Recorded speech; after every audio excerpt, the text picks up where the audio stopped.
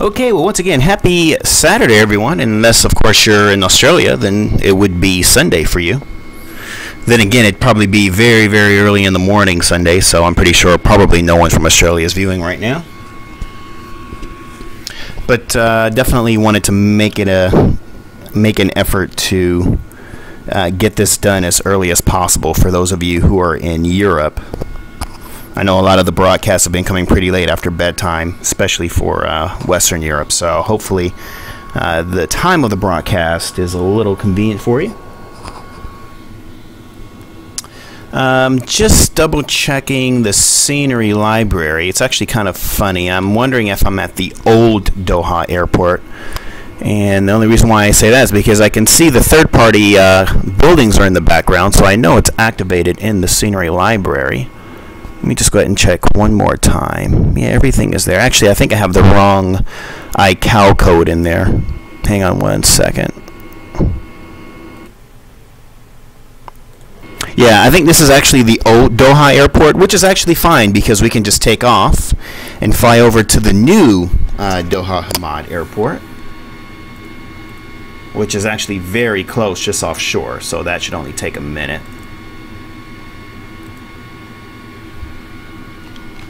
Let me just get my antlers all set up here.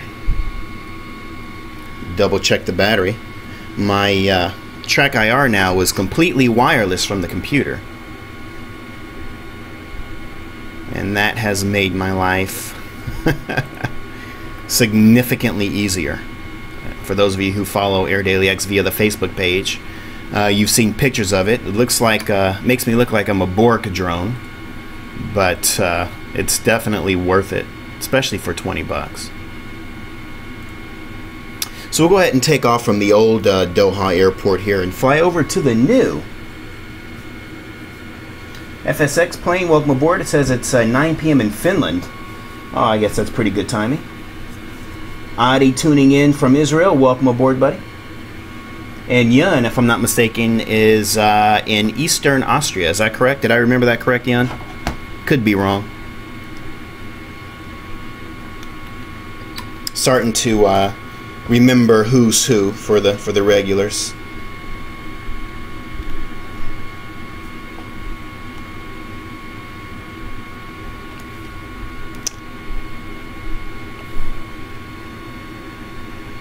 So one of the things I noticed, or that I noted earlier in terms of some mixed reactions, is really seems to be only coming from those who are really trying to compare it to Fly Tampa Dubai. And I don't think I need to mention that Fly Tampa Dubai was in production for almost 3 years, whereas this product was released in just a few months. And so one of the things I noted to one of the commenters, Brad, is that Doha really should stand on its own 2 feet and really shouldn't be compared to Fly Tampa Dubai. It's two different developers, two different modus operandis. And again, when you look at it from a perspective of something that was in production for just a couple months, or rather, let's see, I think we voted on it in February, if I'm not mistaken. So about maybe 6 months, maybe a little less than 6 months. That's quite impressive.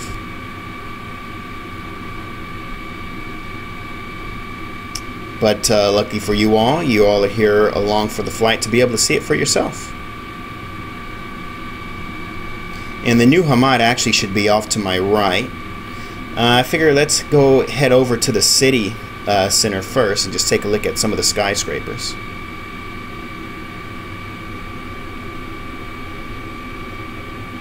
And for the most part, this is FTX Global, if I'm not mistaken, although if I go to the outside view, some of this actually looks like, turn down the helicopter there, it actually looks like some photoreal is placed here. I'm not sure if this is part of the coverage of the scenery product or not from Taxi2gate, if the scenery coverage covers this area. It's a good question. This definitely looks above default, that's for sure. And we have all the Qatari Airbuses parked over at the old airport. So it'll be interesting to see if I doubt I'll have any traffic at the new airport because these are some pretty old flight plans that I have installed. So I guess I wouldn't expect to see much. And lest we forget, as just mentioned, this was voted on by readers of AirDailyX.net. We ran a poll back in February, and initially the top 4 contenders was Seattle, Hong Kong, Chetlapcock, if I pronounce it correctly, Frankfurt, Maine, and Doha.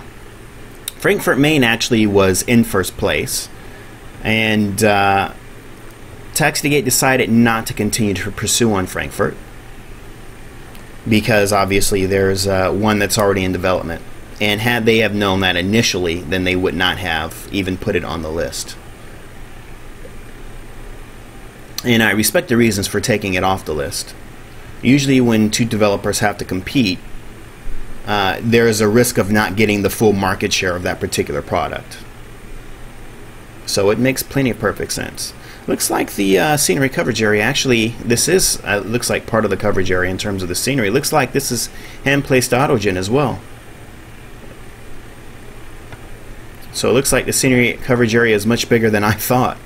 I thought they just covered the main city center, but it looks like they hand-placed a lot of autogen out here. And it looks like they water masked the coast as well. That's far more than I expected. So,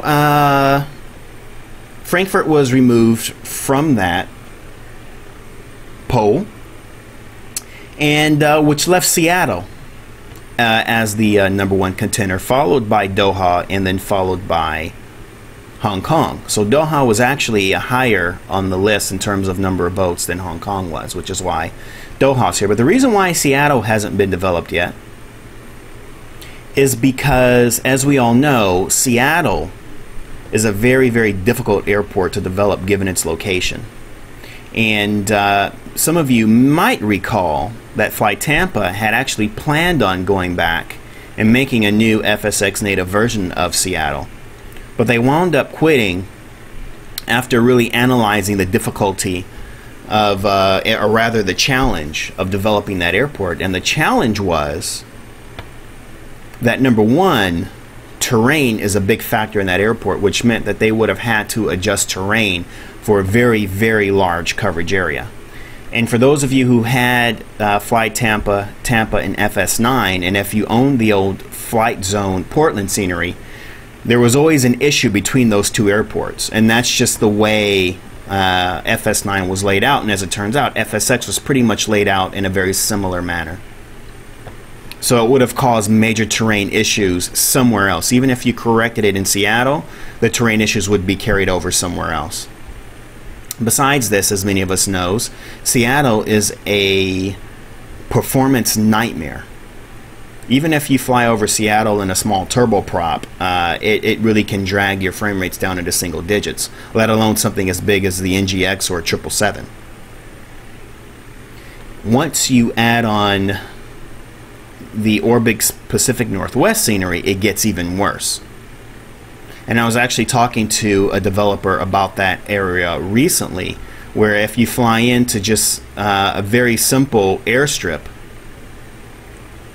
on Vashon Island, which is just off the coast of Seattle, flying into just a small dirt airstrip is a big problem,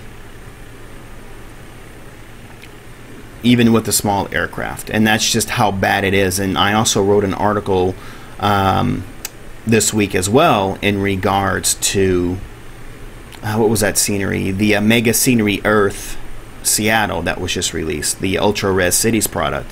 And one of the things that I mentioned is that maybe I could just use that to cover the city of Seattle and kill all the autogen, and then that way we could have good frame rates. But there were a number of comments in regards to that as well, in terms of possibilities and impossibilities. So Seattle is a very difficult airport to work with nonetheless. So what Taxi2gate decided to do was put Seattle at #3 and continue forward with Doha, since that was next on the list. And then of course next up is Hong Kong, and that will be coming after Doha. And of course, let's not forget Taxi2gate is actually 2 development teams, so at any time they could release another Caribbean airport or Central American airport or South America airport at any time during the development process. So that's why I mentioned in today's article we could see 1 and perhaps maybe 2 more airports coming from Taxi2gate before the end of the year. So hopefully that gives you a little bit of background perspective in terms of how this all came to be. And this was all February of this year. I noticed a floating rooftop, which you notice I've been circling here for a moment, just taking note at some discrepancies within the scenery. Not sure if that belongs to a building that's missing or not, so that's noted.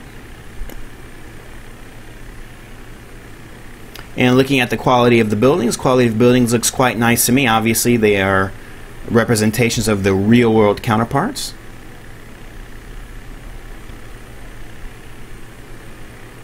And one of the things that I think I saw mentioned was that the buildings don't look as good as Fly Tampa. Well, the difference between Dubai and Doha is that with Dubai, the buildings are very, very close to the airport in many areas.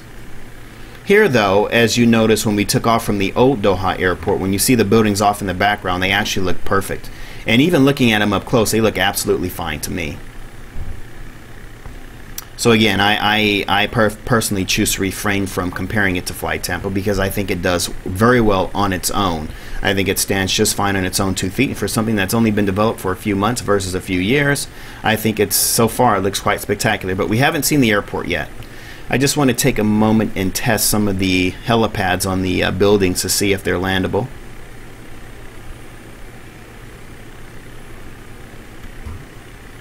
Oh no, that's a disappointment. Oh, that's a huge disappointment. Okay, well, there's a second note for me to bring back to the developer. I'm a helicopter fan, so I love to land on buildings, and one of the things with Taxi2gate's Mexico City airport, which is a huge coverage area, bigger than Dubai actually, if you haven't seen that product yet. And there are a number of buildings within that scenery that covers the entire Mexico City skyline. And the great thing about that is for the buildings that do have helipads on them, those buildings were actually covered with hardened helipads that were landable. But not every building was landable, only the ones with the helipad. So in this case, that was a missed opportunity to land. I see another one coming up here, and I'm just going to try one more time. Obviously, I need a place to land before I take a look at some of the comments out there. Here's a second helipad. Now, the texture of the helipad looks exactly the same as the other building, so I'm rather shocked to see that only the one was landable so far. So we'll try this one here.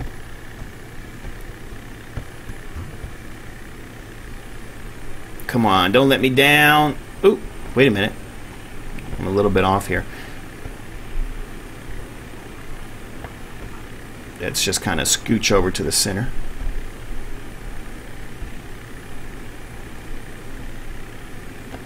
Okay. It sunk a little bit, but it was landable. Give me a second. I'm just going to go ahead and breeze through a few of your comments. Jan, you're in Switzerland, not Austria. That's correct. Actually, Jan, I've been to Zurich. God, so many times I can't even count anymore. I love Zurich. It's a great place to hang out at. It's a nice little Italian restaurant on the Niederdorfstrasse that I don't remember the name of, but it's really good. And a really good bratwurst stand, too. I wonder if it's still there. And Learn from History is saying he's heard both Qatar from an airline pilot and Qatar from newscasters stationed there. Go figure. Well, you know, there's a number of ways to pronounce Qatar here, and to say Qatar as I've said it. In the UK, I've heard them say Qatar, like Qatar Airways. And then in some places on the news, I've heard them say Qatar as well. So I guess it depends on where you're from, which will denote how it's pronounced. But we do say Qatar here. Just browsing through some comments here. I notice there's some talk about competition. Not sure to what we're referring to. Yes, I also noticed as well, I think that's the fourth note so far of the broadcast. Some of the buildings are covering roads too. We did note that. And Sorry, I can't pronounce your name. Vitronics? X-Chronics. I'm sorry, I can't pronounce that. But he says only one helipad is landable, and I guess that's the one that we just found.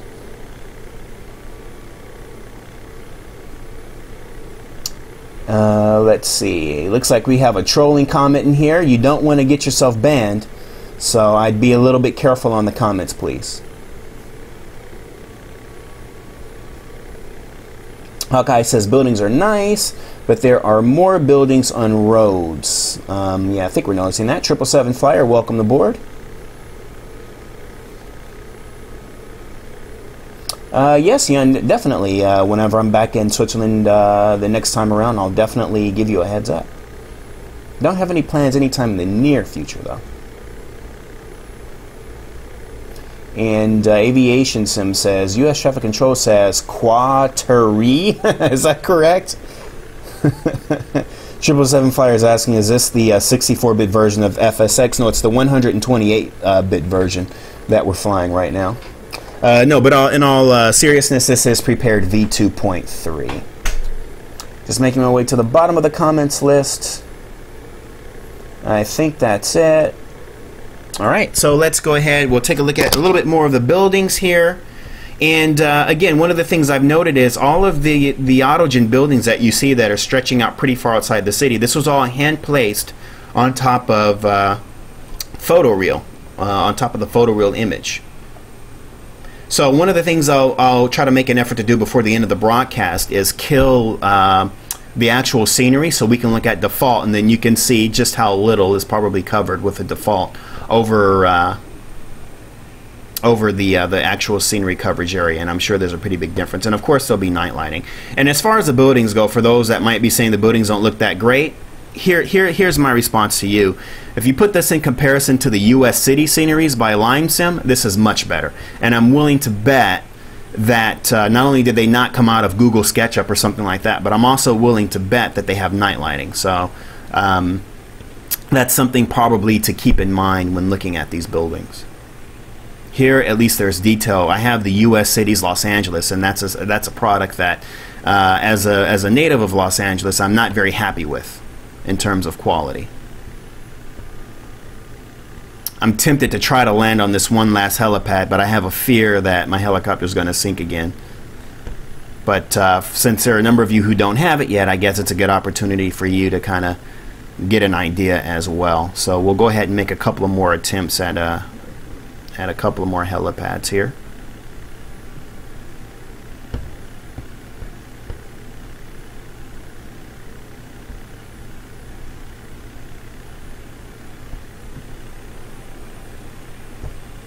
And hopefully we don't sink through. Although I think we probably will, won't we? As we were already told. Oh, look at that! So that I'm glad I made that. Glad I made that effort. So it looks like we have two buildings that are landable now. So it's not just the one. So that's good. Oh, Qatari. Yeah, that's correct. Qatari, but Qatari is like saying New York and then New Yorker. So the people that are from Qatar are Qatari.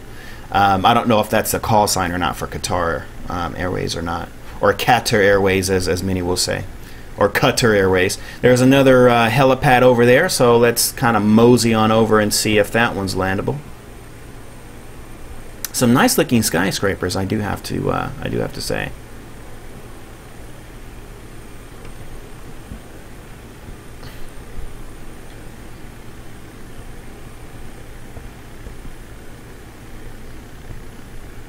Alright, fingers crossed, holding breath. Ooh, I kind of approached this a little fast, didn't I? Woo! Ouch. Ooh, look at that. Alright, so far it looks like it's just the one helipad that actually is not landable. Let's see, I see another one. Let's head over, take another look. So far it looks like it's just the one helipad that isn't landable that we tried so far. Alright, let me slow my roll here because I'm approaching a little quick.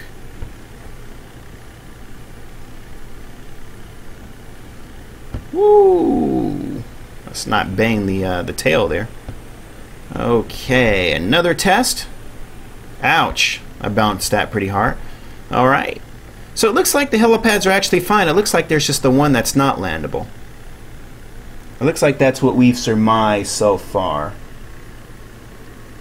And Super Delphinus is saying, aren't the Qatari in Star Wars? Are you meaning to say, is Qatar one of the locations that they're filming the new Star Wars films in? I do believe so. I think they are, if I'm not mistaken. J.J. Abrams released a few videos already for something he was plugging. I don't quite remember. I was just paying attention to the X-Wing starfighter in the background. But yes, I do think Qatar is one of the places where they're filming Star Wars, probably as a backdrop to Tatooine.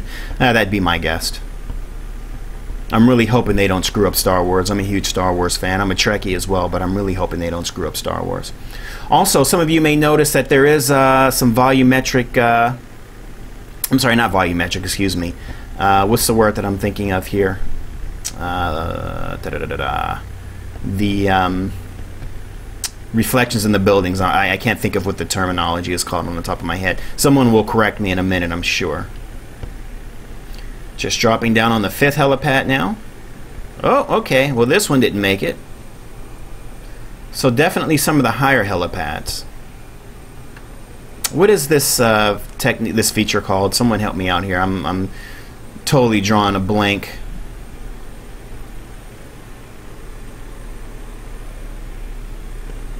I can't think of what the word is called for.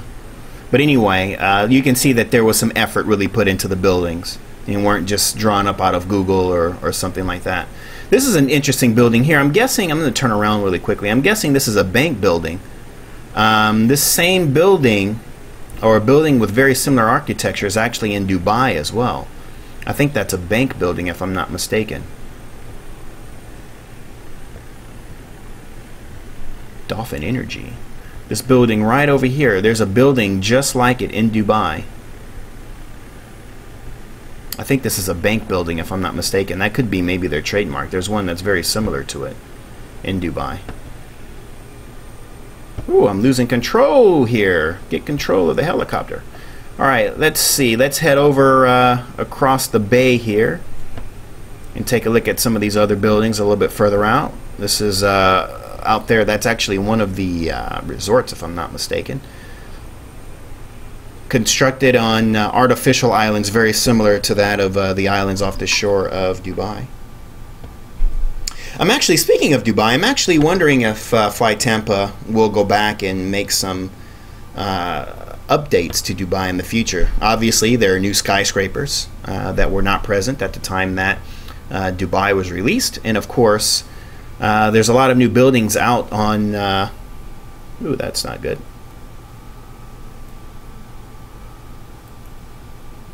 Sorry about that. Looks like, I don't think you saw that. Norton is talking about some security risks, so we'll just kill that for now. But there are some new buildings out on some of those islands and palms as well. And of course, there are new islands that are being developed. A lot of new islands too. So I am curious if they'll go back and make any updates to those to Dubai. I guess we'll have to wait and see. Right now, we've got Copenhagen, Toronto, and what's the other airport? Sydney. That's all in development right now from Fly Tampa. So definitely a lot going on from them. They may not have time to go in and make any big updates to Dubai, although they did recently update what airport is that? Vienna, and they also updated the Saint Martin product as well recently. So I wouldn't rule it out. It's quite possible. Now, as a developer, quite naturally, Taxi2gate did not have to go this far out and develop all these buildings and include all of this photoreal imagery. They didn't have to, but they did. As you see the new Doha airport, a lot of this falls right underneath the approach path to the runways off to the left there. So you get more of an immerse approach, something that's much more realistic than you would get if they had only decided to model the airport. And once Caesar and I discussed Doha after the the poll was complete, that was one of the things I mentioned to him, is that if you're going to make Doha, you are going to have to include some of the surrounding architecture. And they definitely agreed that that would be a good idea, although it would take a little bit longer to do. That a city like this is not complete without that. And if any of you had the first version of Fly Tampa Dubai, then of course you're quite well aware that it was nothing but an airport out in the middle of the desert with a few autogen buildings and nothing else. So it was not very scenic at all to fly into. It was quite boring. So obviously, if you look at the Fly Tampa Dubai project and just imagine it with no buildings and nothing but sand, not a lot of fun. So it's all those buildings that make the trip worth the effort, because quite naturally, now that obviously Doha is here, but before Doha and before King Abdulaziz was released by BDO Aviation a few months ago, there wasn't really anything within 1,000 miles of Dubai that you could fly into. So everything was like sort of like a long flight going way out to the desert.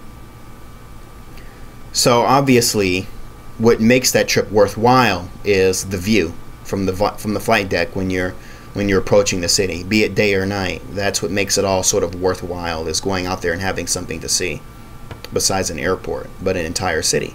And I think in the case of Doha, I think Taxi2gate has captured it perfectly. I really do. So we're just going to make another pass by the city here, and I'm going to take a risk of looking off the main screen over to the laptop to take a look at a few more of your comments as we start to make our way over to the actual airport. I kind of wonder what they're going to do with the old Doha airport now that the new one's there. I suppose they'll just bulldoze it all over and clear out the runway. It'll be interesting to see what happens there. And quite naturally, PMDG still has not released their prepared versions of their aircraft, and this is P3D that we're in now, P3D version 2.3.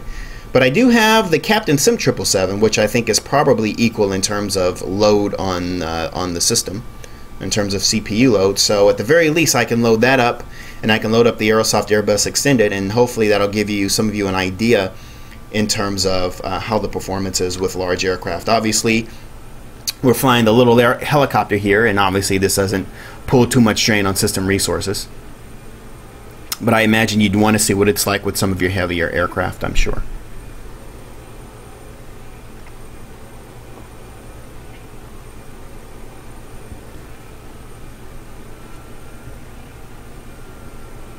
I'm actually seeing a few questions already, so before we tour the airport, I'll just drop the helicopter down really quickly because I don't want to get too far behind on your questions. Obviously, it's fully interactive. I want all of you to be able to ask any questions you have and give any feedback. And for those who aren't watching live and they cannot see any questions, they'll also get an idea of what some of the discussion was in terms of what they missed out on. So give me one quick second before we hit the airport, just to get one quick look at some of your questions.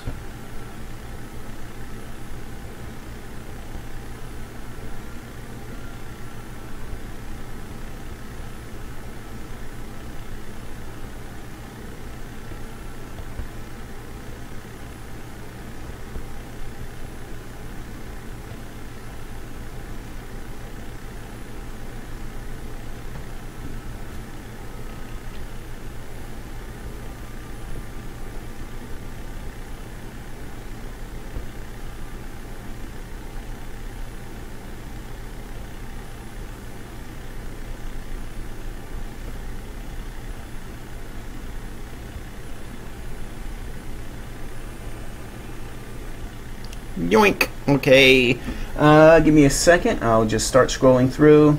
Take a look at some of your comments here. Give me just a second. Let's see, I gotta scroll on up here.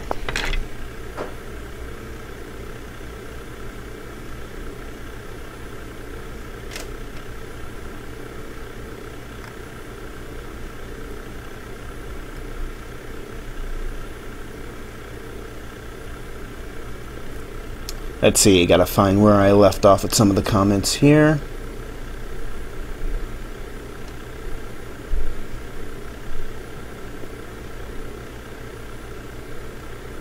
Numal 245 was asking, is this Doha? Yes, it is.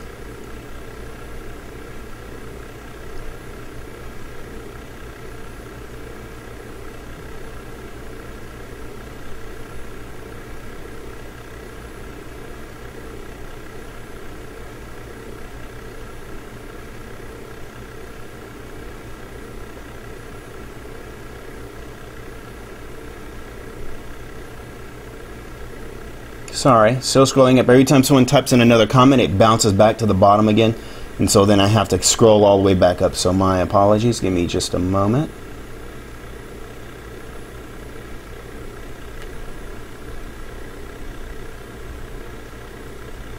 It's so funny how it keeps popping back. Okay, there we go. Okay, so... let's see.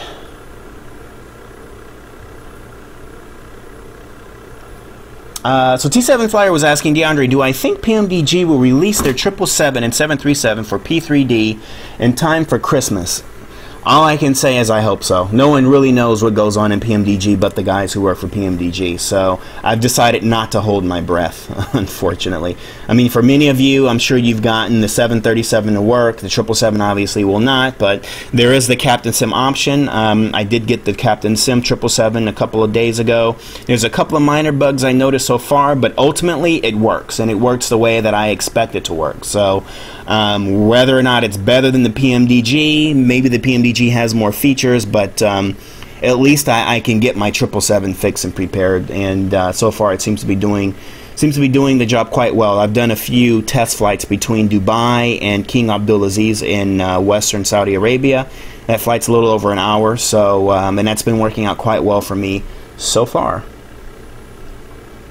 Let's see. So Captain Capjin, sorry I can't pronounce it, but he says by Christmas might be too optimistic. That could be 1 year for SP1, could be. So who knows? And Delphina says seems a bit up in the air whether they'll get the license issue sorted.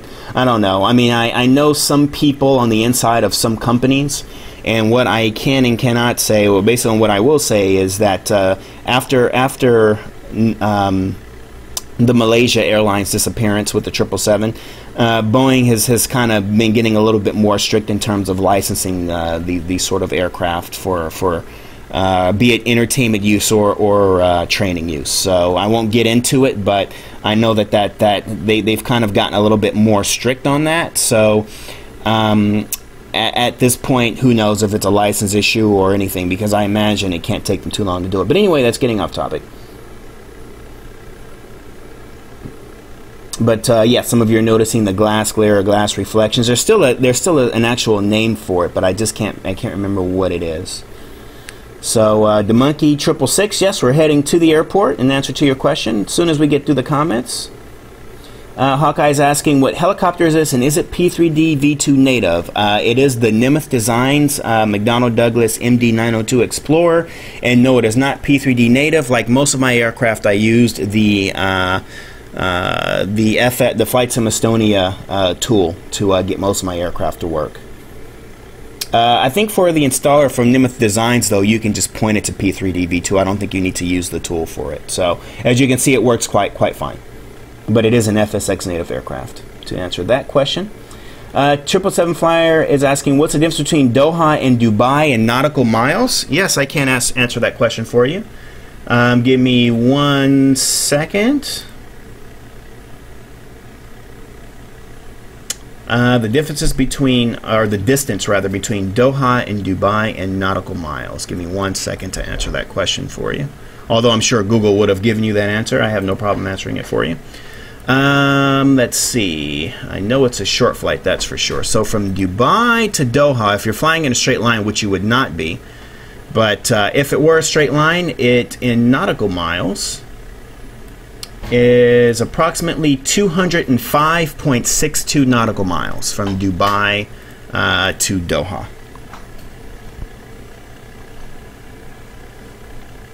Let's see, any other questions or comments here worth note? Aerodam says Copenhagen's a few weeks away. Actually, I spoke to Emilios, not exactly just weeks, but start thinking about trick-or-treating. Let's just put it that way. Take a look at the ADX billboard. I did update it. We're looking at end of October, beginning of November, somewhere around there. Actually, I think Emilios has just gone on his holiday, so I would start thinking about fall, sometime around there, as a guess. And I did notice a couple of comments saying 2.3 seems a bit jerky. I haven't really noticed any stutters on my end. It could be with the stream. So far, it seemed pretty smooth on my end, frames between the 40s and 60s. So it could be part of the stream as well. So we do have to keep that in mind also. Let's see. P3 Ron is asking, is it better performance in Prepare 2.3 or 2.2? I found that in 2.3, I don't know so much that the performance is better, but what I have found is I've been able to activate more features and get the same performance with those features disabled in V2. So it's not like I was seeing stutters in the, or I'm sorry, I was seeing frames in the 60s and now I'm seeing frames in the hundreds. No, however, what I can say is that I'm able to access more features and get the same performance. So hopefully that kind of answers your question a little bit.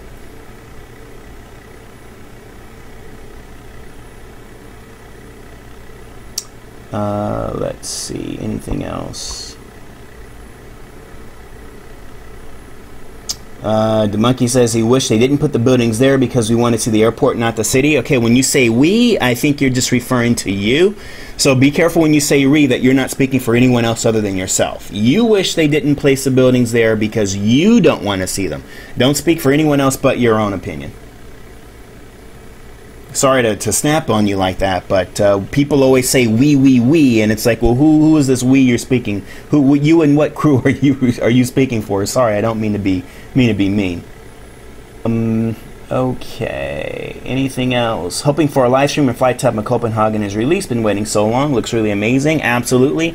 I will definitely perform a stream. I'm actually hoping that I'll be able to get Emilios to come on live as well and talk about it. So I did speak with the lead developer for Taxi2gate. English is a second language for him, and it's a very, very difficult second language for him. So it would have been difficult for you guys to understand his accent, and he really didn't feel that comfortable. So I just proceeded to go on. We won't be able to get every developer on with the streams, but naturally, whenever I can, I definitely will.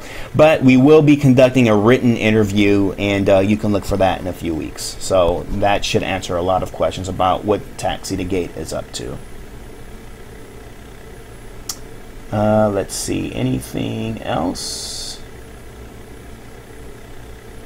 Captain Gumbo, welcome aboard. Am Fried, yes, we will be, sorry if I got that wrong, but yes, we will be getting into the night shots after we look at the airport. Sorry it's taking so long to get through the comments, but I know a lot of streamers, they'll just let you guys chat and they'll never come around and look at what you guys are talking about, so I want to make sure I take a moment to do that. Anything else? Piloto says, I agree that some developers are surprising me. Taxi2gate is one of the most, but their sceneries have made a step forward. Very good sceneries now, indeed. If you look at some of the early stuff from Taxi2gate, a lot of stuff in Cuba, South America, the quality was good, but certainly it's easy to see just how big a leap forward they have made just in the last 7 to 8 months, even over the last year, really. Let's see.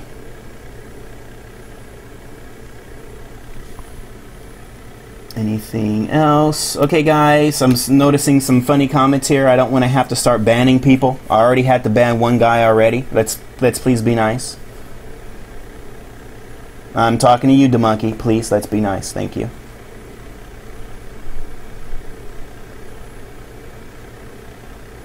Okay, anything else?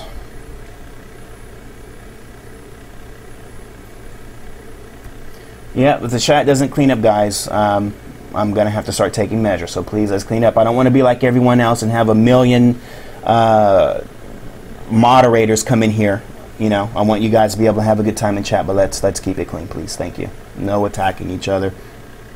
Okay, just almost getting through the comments. Doesn't look like anything else.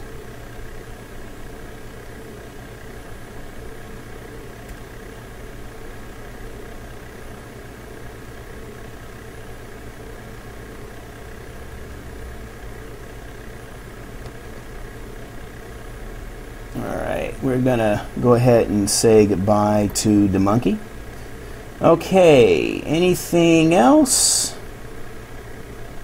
Piloto says, I like those buildings. Perhaps the landscape and streets could be a little bit better, but the scenery for the landscape for a view of 777 is better. Yeah, I think I would agree with that.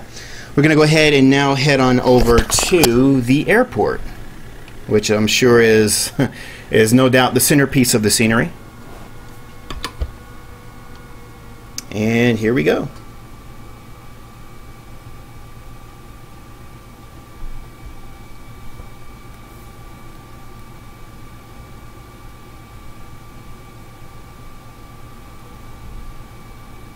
I actually am noticing a few stutters now. Let me just take a quick moment and make a quick adjustments here. I've got 100% AI activated, so naturally I don't think that's necessary. I'm going to go ahead and turn off the AI traffic. For those of you who were around during the beginning of the stream, you noticed that the old Qatar airport had full AI traffic parked at the stands, so naturally that doesn't help too much. So I'm just going to go ahead and take that down a little bit. I don't think I need to adjust anything else, and that should help a little bit with some of the stutters, as I myself just noticed as I took off.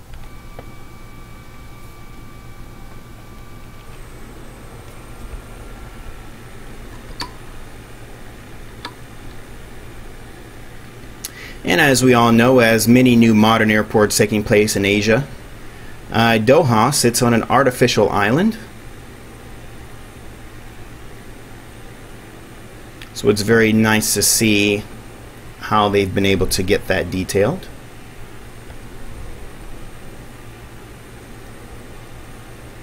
And it's the middle of the desert, so that means that everything surrounding the runways is pretty much all sand. In some areas it looks like it's a little bit blurry in areas. I think some of it is actually a part of the photo terrain. Just want to make sure I'm giving the scenery enough time to load. As we get a little bit closer, you can see it gets a little bit crisper, and you can see the sort of the swirls in the sand there. Of course, when you're breezing by at 120 or 140 knots, you're probably not going to notice it that much. But it looks fine to me.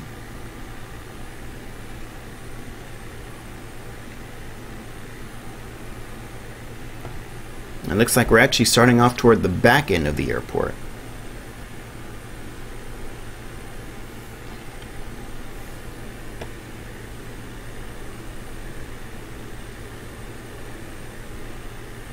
And here we have the breakwater.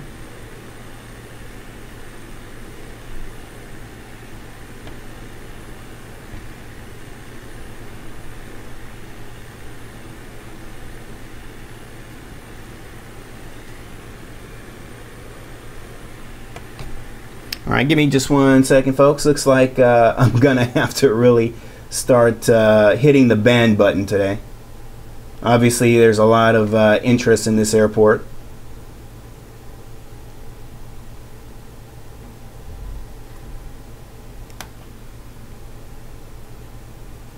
And for those of you who are watching that, I really apologize. And I don't know if Adi is still watching, but Adi, you actually do have, you should have moderator options as well. So if you notice any of that, you should be able to start kicking some of these guys out. Unfortunately, we all can't just get along in this community, and well, that's just too bad, but the show goes on. So now we're actually over, looks like the engine testing area. And now it's probably a good idea to start getting down closer to some of the ground textures. And as you would expect, pretty much similar to that of Dubai, everything is brand new. So you're not going to see really any tire marks, any oil marks, or anything like that. Everything is pretty much crisp. Very clean. I think as should be expected with a new airport. And probably a good idea to take a look at some of the taxiway signage as well.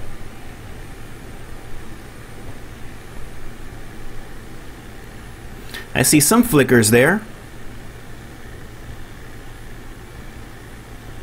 Some slight flickering. Nice shadow technique on the taxi signs.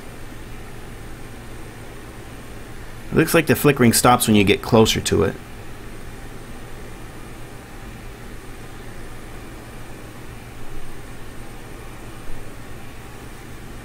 Is this guy back again? Okay.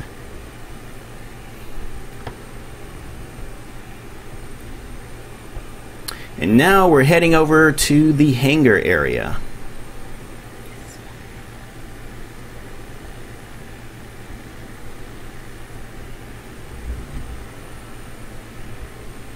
And the quality of the textures actually look very nice. And we have some environmental reflections on the windows. Let's get a little bit higher so we can see some of the environmental reflections.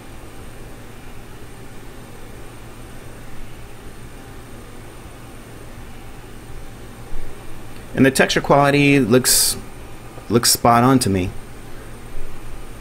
I'm already reaching that point where it seems almost unbelievable that this airport was constructed in just a few months' time.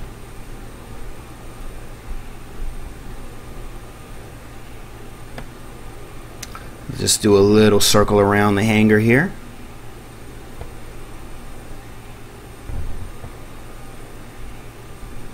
Very brand new architecture.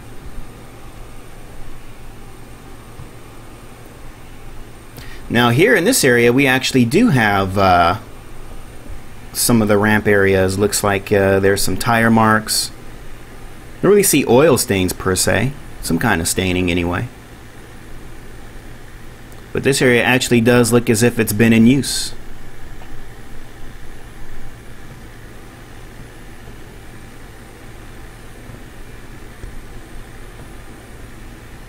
So not everything's perfectly pristine looking for a new airport.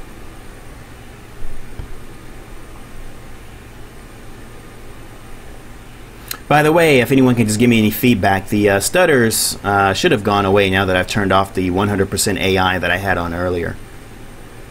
So that should have made a difference.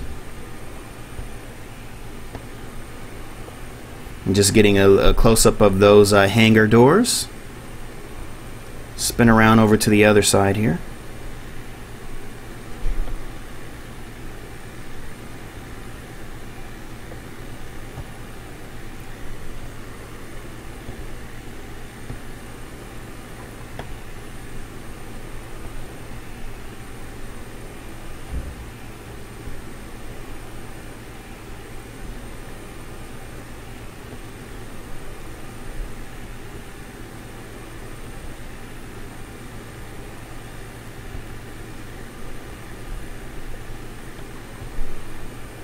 And this is, of course, for the small narrow-body Airbus aircraft.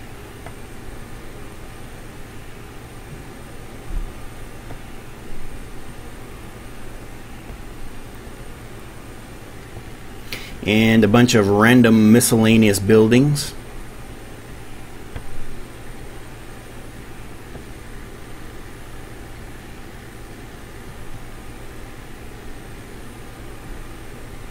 Another really small hangar over here. I'm imagining this is possibly for GA use. Just a guess. And lots of perimeter fencing surrounding the airport as well, which is something that I've been known to nitpick at. It's nice to see all of that present. I'm assuming this is like some sort of transient parking or general aviation parking, perhaps.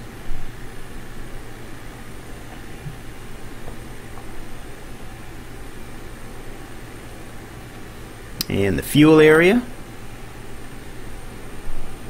And we're heading over to the, looks like the cargo section now in the control tower. And I'll pop down once we get over to the cargo building area and see if there's any new comments or if there's anyone else I need to ban. We banned one guy twice who managed to, I guess he had multiple accounts, so it looks like he must be a standard troll to have multiple accounts on Twitch. Looks like, okay, no problem.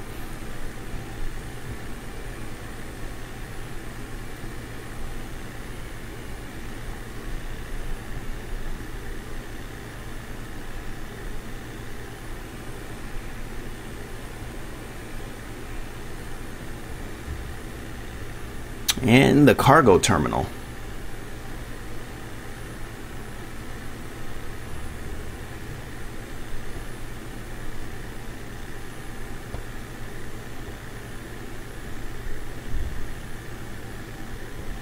If FSDT winds up making a version of Memphis, I could see some direct hauls with the FedEx 777.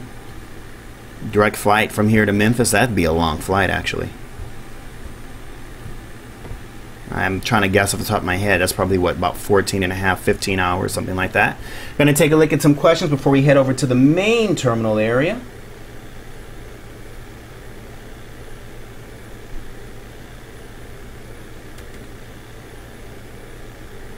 Okay.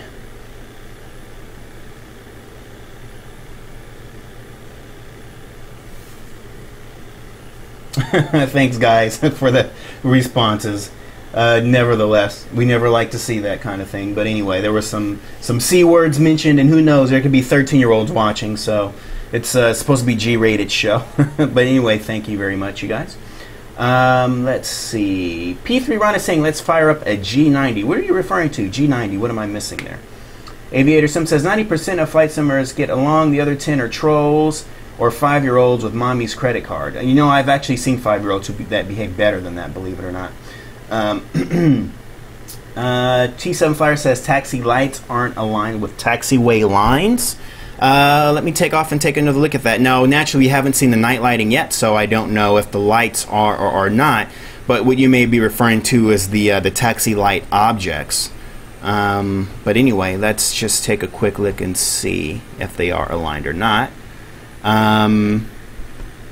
They look aligned enough to me. I mean, if you work, or if you've been actually like on the ramp of an airport, and I'm on one each and every single day, I can actually tell you personally that in many cases the taxiway lights are actually not on the center line. They're either to the left or to the right of the center line. They are not exactly on it, and that is definitely the case with LAX, especially with some of our newer taxiways. The lights are actually not positioned directly on the center line, but these look fine to me. They look like they're positioned good enough. So no, I don't know that I see an issue here, unless maybe you saw something somewhere else where we were. But in general, no, the objects look fine. But we'll once we get over to the night lighting, that'll give us a better idea, because these objects here, you're not going to actually see them at night. You'll just see the lights. So, and that's what's really important, is that the lights themselves are on. But we'll definitely make sure we take a look to see how things are lined up. And one of the things we mentioned, yes, there was some flickering on some of the taxi signs. And Captain Gumbo says, at least this airport is already opened, not like the abandoned construction in Berlin, which essentially at this point has been abandoned. They're still in the process of looking for a new contractor, and it looks like a number of contractors are not really looking to step up and make the corrections. I guess no one wants to be on the bad end of the stick if things go pear-shaped. So, and of course, I actually just recently published my review of the Aerosoft Berlin, so be sure to check that out at aerodailyx.net. And the mall is asking, are they huts? They are probably most likely parking stalls. That's correct. Answered by Hawkeye. Aviation Sim is saying, to get back to my old question, is it just business in Doha? I can't see people traveling there, especially across the pond for vacation. Well, I'll say this, because I really don't know much about Doha. I've never been there. I used to work for Emirates. I've been there. And one of the things I can say about Emirates is there are a few people going there for vacation, But I would say that, and I believe what the numbers were at the time, was about 85 to 87% of the people flying into Dubai are actually transiting through. They're not actually in Dubai to visit Dubai. There are airports either inside the main airport terminal or just off the airport, and a lot of people are either coming from Pakistan or India and transiting through Dubai and then going into Europe and the Americas. So that is at least 85 to 87% of the revenue on Emirates Airline actually comes from people who are transiting, not actually stopping over in Dubai. As far as Dubai itself and businesses, I'll say this. I remember my first time there, going down the Sheikh Zayed Road.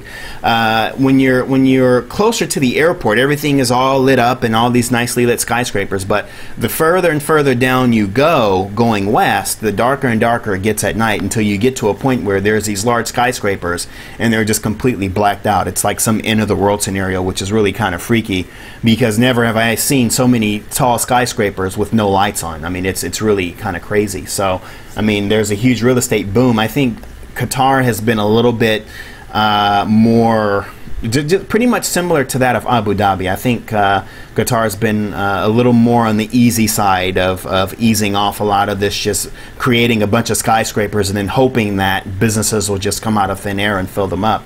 But as far as Qatar goes, I don't really know what the GDP is, what the primary business is for Qatar. I don't think they have any more oil than Dubai has, which is none. So that is actually a pretty good question. I don't really know, but I know that they really are trying to build tourism in that country, pretty much in the same way that Dubai has been trying to do. So with that said, I think in answer to that question, I imagine similar to that of Dubai, a lot of people are probably connecting through Qatar and then going on to other destinations. But I have to guess on that. Let's see, just making my way down to the comments. Hopefully I answered your question, Aviation Sim. Let's see, Piloto's asking optional static aircraft available. Not that I am aware of. I certainly did not see a control panel to add any static airplanes. So if that's a concern, that's something I can definitely ask the development team if it's something they're interested in looking at in the future. I know that they are looking at possibly creating their own AI packages. I'm not sure. I know that on Facebook, the lead developer has been asking anyone how well versed they are with AI, or if they know who the good developers are. So they could be looking into something like that. I'm not sure. But in answer to your question, no, I don't think there are any static airplanes available. And Captain Gumbo actually answered my question. Just like in Dubai, there's lots of connecting traffic. Thank you, Captain Gumbo, for that. P3 Ron says, looks like the same as Gardermoen in Oslo. Aviation Sim, everyone is not from USA. It's like Dubai, a lot of things to see. What else?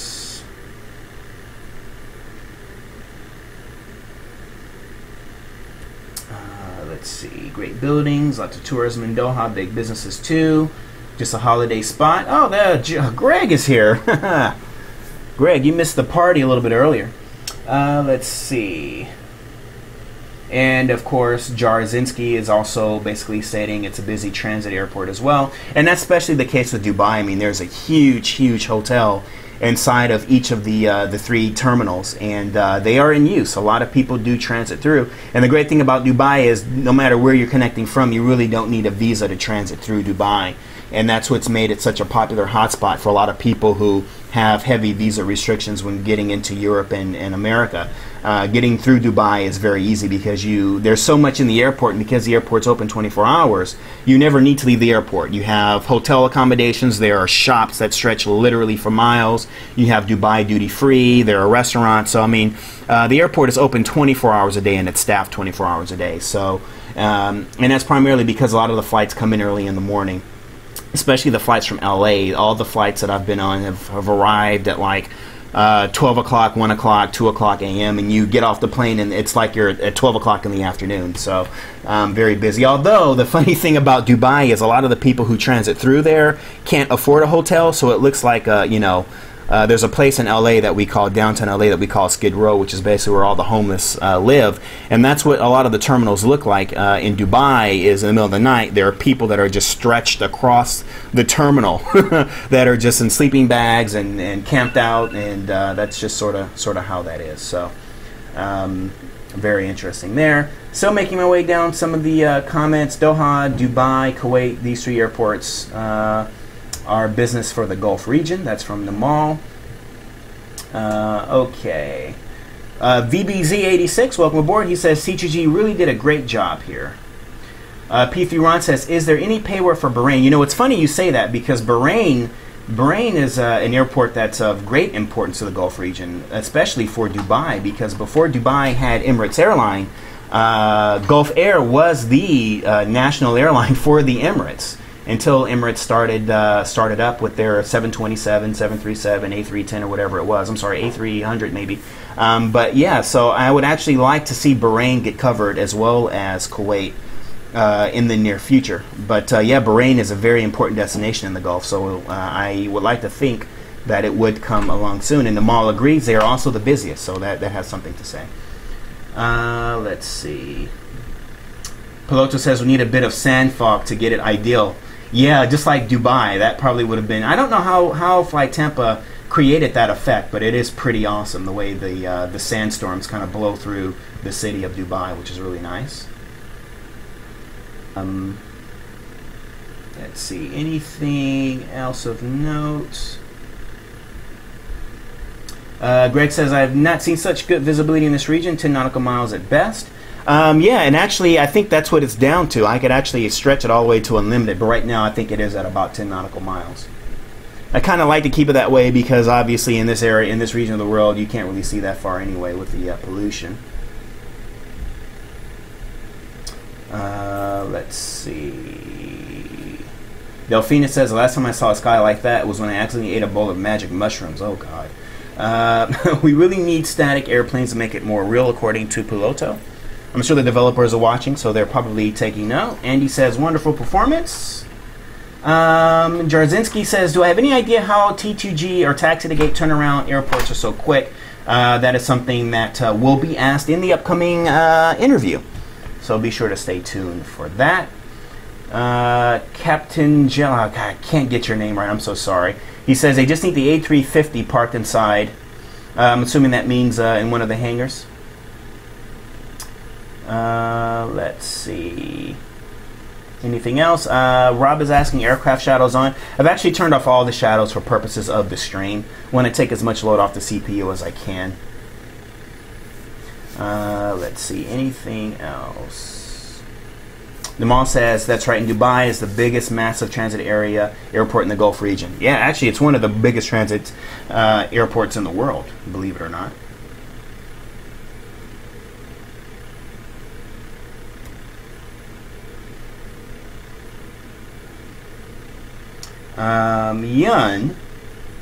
Yun for gaming, my friend in Zurich.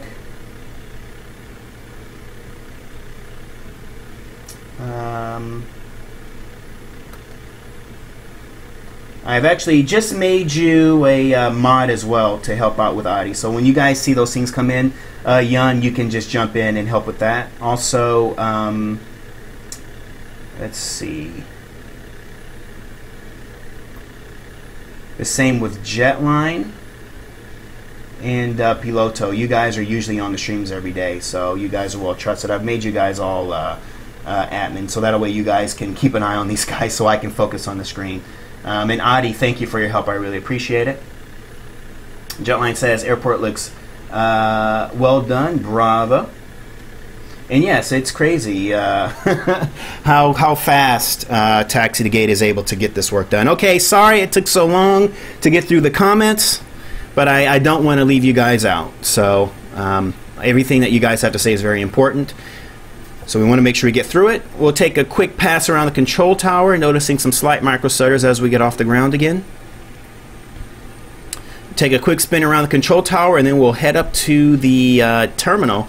And for the terminal, we might actually have to switch to slew mode just so we can get up on the glass and really look at the quality of the textures. Here we have the Firehouse. To be honest, the Firehouse is a bit of a disappointment in terms of its architecture. Assuming this is the Firehouse, I would like to think that they would have gone with something a little bit more architectural. That looks very simple for an airport with this kind of architectural value. Looks like that wind blast shield disappears when I change my eye point. What up with that? Yeah, they disappear. Well, anyway, you probably won't have that issue taxiing by. That's probably just an overhead eye point issue. That's my guess. And more sand dividing. You know, I wonder if this sand is something, could be something of a problem in real life. Having this much sand with GE90s going by, I mean, is there any issue with the wind kind of blowing that sand up or sucking that sand through engines? Does anyone know if that's an issue? I find that to be very interesting. All this sand that's kind of littering along the taxiways. If that's an issue with sand getting blown and blasted out through the engines. Very nice architectural work on the control tower.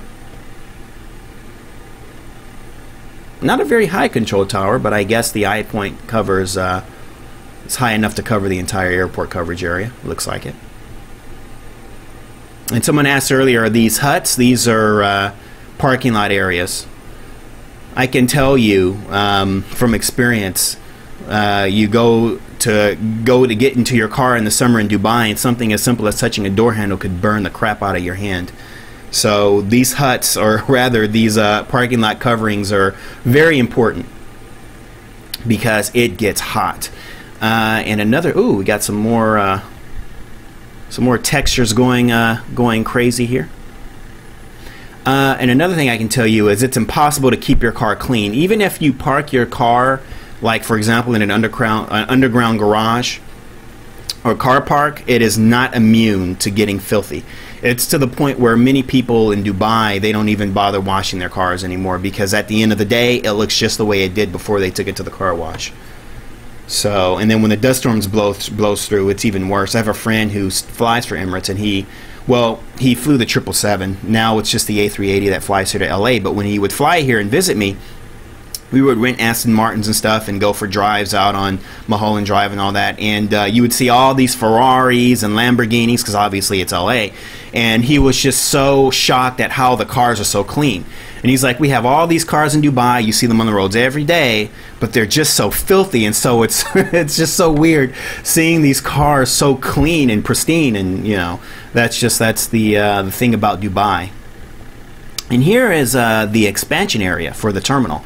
As you can see, is still barricaded off. Eventually the terminal will expand to this area as the airport continues to expand when there's more traffic. And there's just the one singular piece of equipment there in the area still yet to be completed. And now finally we get to the main terminal area. It seems like this is taking forever to get to. Now someone asked me if there is any internal modeling for Doha, and now I think we're finally going to get an opportunity to see if there is. This is like a looks like a de-icing truck here. Maybe he's power washing the windows. And I definitely see some transparency. You can even see the quality of the carpet inside there. So it looks like to a certain extent there was some internal modeling. In fact, I'll go ahead and just crash our helicopter through the terminal here, just so we can take a look at if there's any objects inside. It's sort of hard to tell from here, but we'll just try to breeze through here really quickly and just see. Oh, well, that's hardened. That's nice to know. All right, let's drop the helicopter a few feet and just go through the glass. Looks like there is some objects in there. Here we go. So not a whole lot of seats or anything like that. They probably didn't want to go through too much of ouch. They probably didn't want to go through too much trouble of putting too much inside. Obviously frame rates are something of a concern, but they did put a little bit in there. So for whoever it was that asked me earlier today if Doha had internal modeling, there is definitely transparent terminals. All right, now we're back on the outside of the terminal again. And I think now is actually a good time to try to switch to an external view so that we can see the quality a little bit better. Give me just 1 second here while I activate my FSUI PC. This, of course, is the beta version for those who have prepared v2.3, and it does work perfectly. It doesn't feel like a beta, even though it obviously is. Okay, that should be far enough. I also saw some complaints with the rotors making some people dizzy, I think, so hopefully this takes the rotors out of the equation. And now we can get a better look at the terminal textures without the helicopter in the way. And looks like some baked shadow effects there.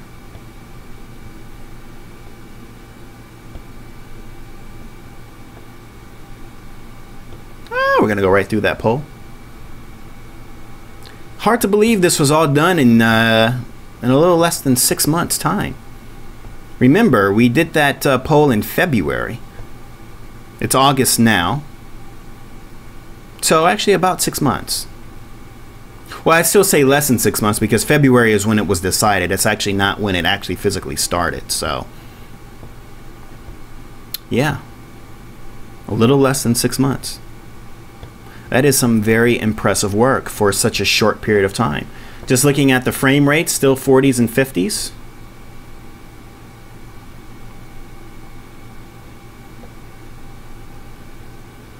And some environmental reflections on the transparency there.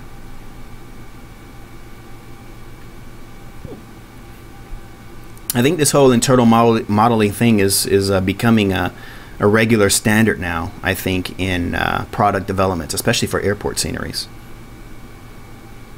This is becoming something of the norm. And someone once asked me when I do my reviews if I could always make sure that I take screenshots from the virtual cockpit showing what it looks like, because obviously that's where the majority of us are going to spend our time, is from the virtual cockpit. So naturally it's always best to see what the airport looks like from that perspective.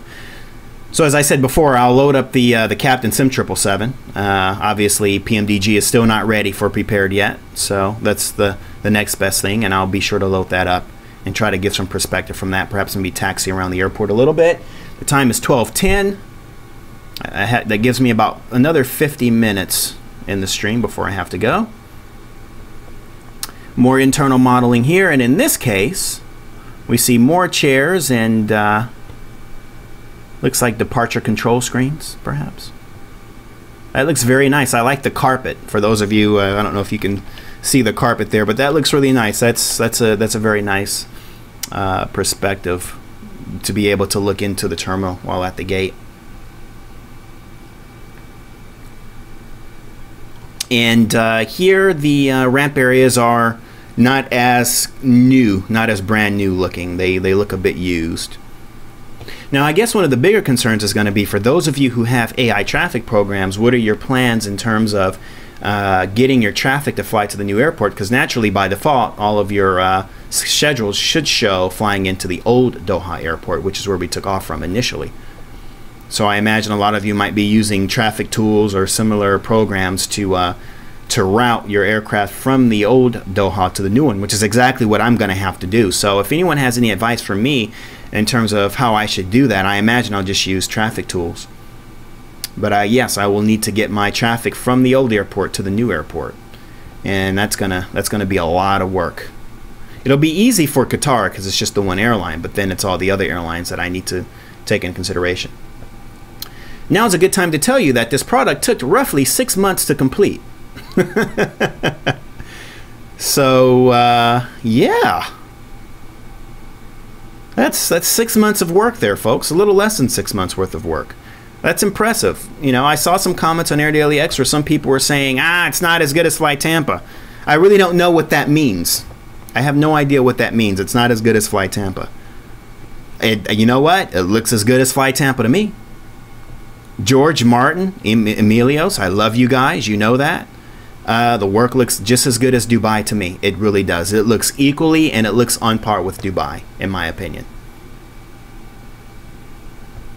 And even for those of you who will disagree with my opinion, again, it's something that should stand on its own, given the fact that it's an up-and-coming development team.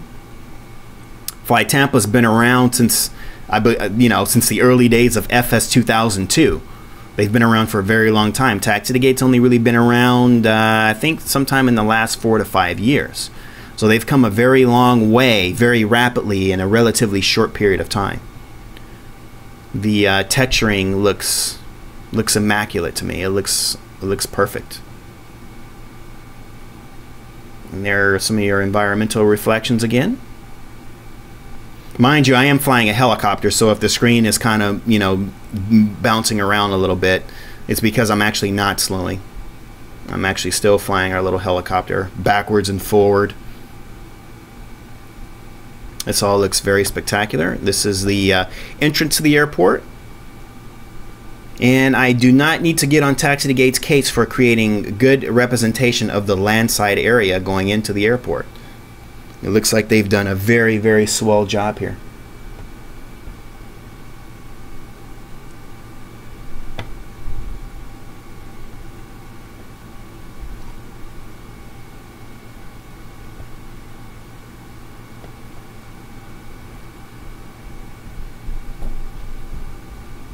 And more environmental reflections on the glass.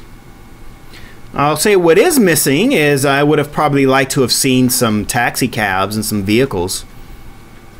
It does look a little too empty, if you ask, in my opinion anyway. Some animated vehicles and static vehicles would have been nice. That's one area that I would have added. So one of the things that I'll no doubt point out in my review once it's written.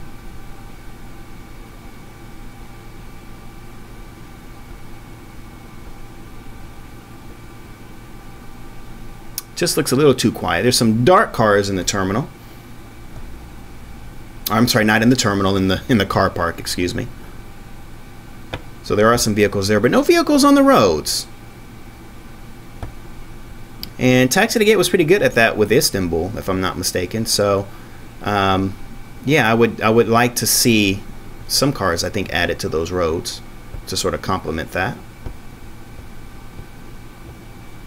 And this looks like a mosque, if I'm not mistaken. I think someone will correct me on that. I remember my first trip to Dubai, we were in the Mall of the Emirates, which is a really, really big mall. And I was with a friend of mine, and she and I were doing some shopping and hitting up the hookah lounges. And at one point, the call of prayer came along. And all the music and the swords, it's like any shopping mall anywhere in the US or Europe. But when the call to prayer comes, all the music stops, everything just sort of stops. And out of respect, even if you're not a local, you want to stop your shopping and be respectful. And it lasts maybe, I think, 10 minutes or something like that. It's not a very long period of time, but it was just so interesting watching everything come to a halt. And the shopping malls actually have prayer rooms, and so the locals make their way to the prayer rooms, and for the rest of us, we just sort of stand in silence and wait. And it's a very interesting feeling. It's a very interesting experience, and it's definitely something I'll never forget.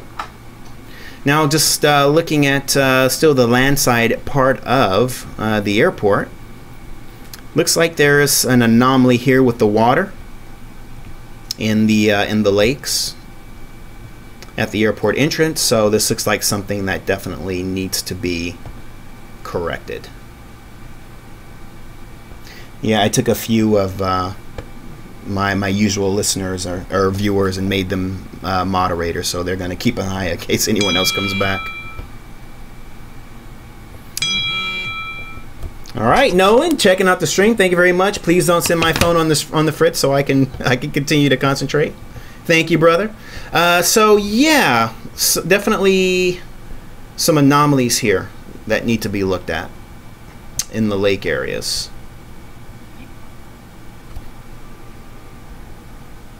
some water walls, if you will.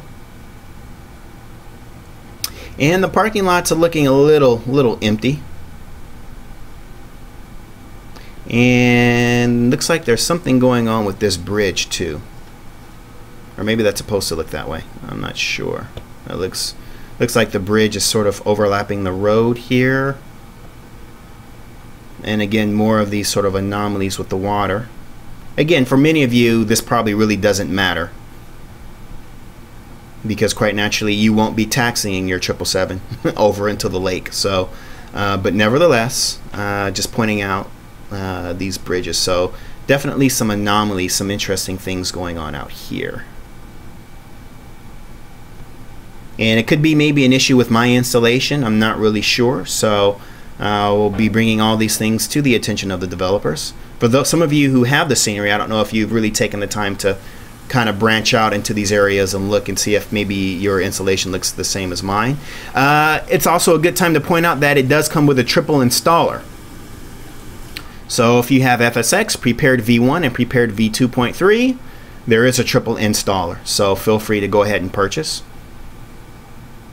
But definitely some funny things going on out on the land side part of the airport.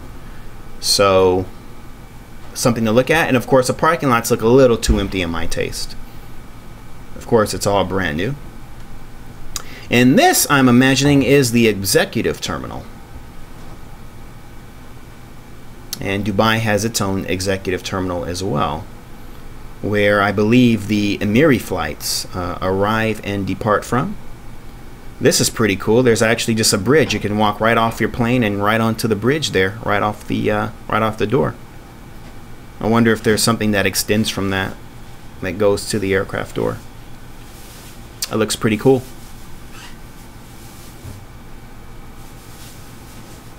Some special ceremonies that will take place over here.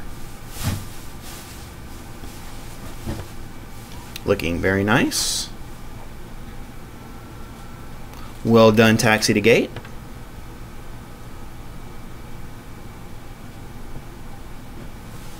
And looks like, are those looks like solar panels there. And heading back over the very empty parking lot, which could probably use some cars, especially the entrance to the terminal areas anyway.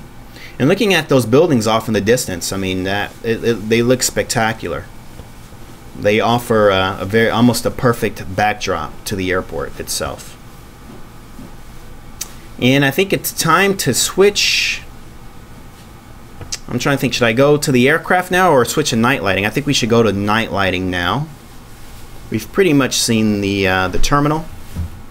So give me one moment while we make the change to night lighting. Actually, it would have been a good opportunity to use that new app, but that's okay. Let's just go ahead and switch to the night lighting. Give us just 1 second.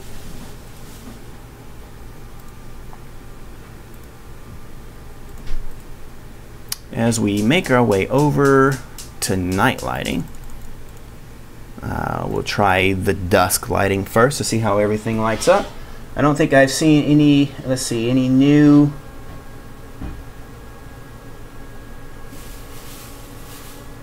comments here. Oh wow, it looks like you guys had to strike already, huh? No kidding. Well, thanks guys, I appreciate your assistance. Thanks a lot.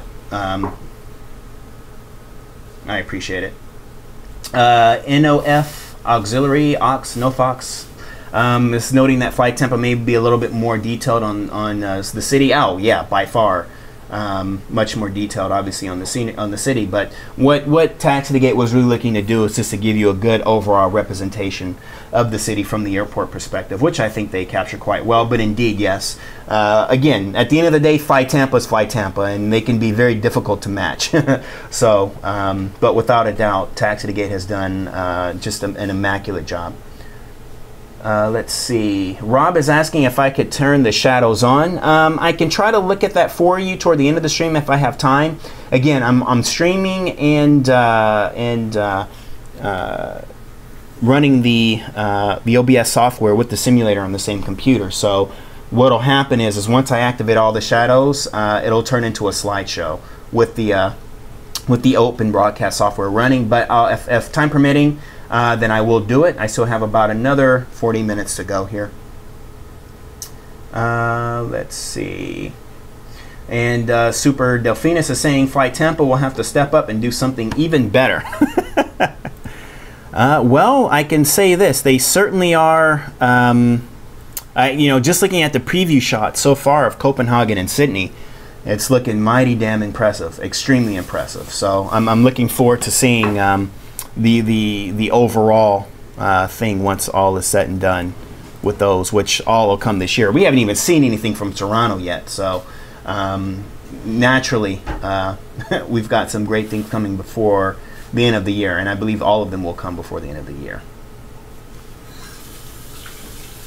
So again, for those of you who are modding and helping out, I definitely appreciate it.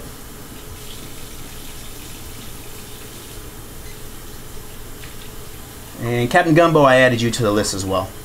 Let's see, and just heading down, any more comments? Oh, and in response to the sand blowing up on the taxiways and through the engines, I noted GE90s because that's my favorite engine, and Aviation Sim says, nah, GE90s are made to be put through hell. Yeah, well, the power of those engines, they can certainly get hell off the ground too. Let's see, anything else? Namal's pointing out the entrance to the control tower roads. Yeah, very something's going on there. And Super Delphina says, looks a bit ghost towny. Yes, it does. It's reminding me quite a bit of Berlin from Aerosoft, from 29 Palms and Lime Sim. It feels like a ghost town when you see it. So that'd probably be a good airport for me to do my first flight to with the 777. And Captain Gumbo says, GE90s can handle 4.5 tons of water per minute. Well, there is a difference between water and sand, though. I mean, sand can really get into the components and screw things up, especially over time. I mean, I imagine an airline like Qatar, operating, you know, the aircraft in and out of there every day. After a while, they have to go in and blow that sand out. I would like to think they'd have to. I mean, at least with water evaporates and all that. So I mean, it's not that big a deal. But it's the sand that could remain stuck into the components and, you know, get it all dusty and filthy that I'd be worried about. P3 Ron says, I would not like to have a black car with black leather interior in that part of the world. Yeah, you'd be cooking. Let's see. And Super Delphina says, some of the photo texture looks a little bit low resolution.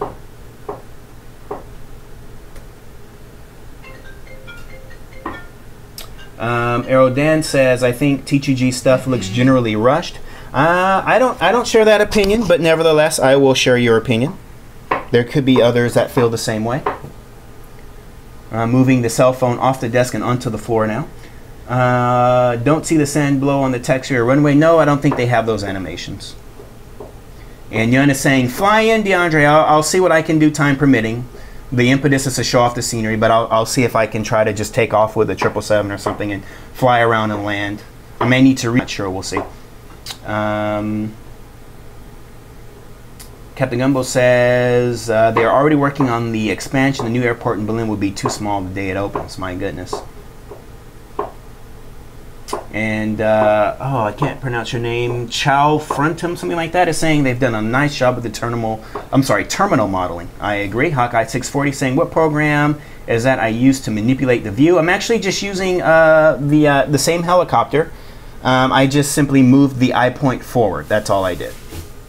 And those options are in the FSUI PC and in your FSX or P3D control panel for you to be able to do that. Anything else? The mall says, my brother-in-law works at that airport. Let's see. Anything else? AES support needed? Most likely for FSX, obviously not for P-paired. Let's see. Jetline says, it's all sponsored DeAndre in a swim to Doha event. Oh, God. Well, that's why I've got to end the stream in about 40 minutes because the wife is staring at me and she's like, you got till 1 o'clock, homeboy, so you better wrap it up. So, naturally, swimming today for sure. I don't know. Swimming to Doha, though. I guess you'd want to be in the water anyway because it gets so hot. Let's see. Palukio, welcome aboard, is asking about PMDG and prepared again. We talked about that at the beginning of the stream. Nobody knows. We do not know. Anything else? Some traffic around would be great from Fly Cafe. I agree with you, Fly Cafe. They should have added some traffic on those roads. And again from Chow Frontum, sorry about the name. Do we know if there's a good bleed between the airport textures? Sorry, do we know if there's a good bleed between airport textures and FTX global textures? I see Flytempo has released a fix for this with Dubai rebooted. I think, well, here's the thing. Well, you know, that's a good question. I'll just leave it at that. That's a good question. Is it possible to assign, this is from Andon145, welcome aboard Andon, he's asking, is it possible to edit, reassign Ultimate Terrain 2 planes from Oscar Tango Bravo, Oscar Tango Bravo Delta to Oscar Tango Hotel.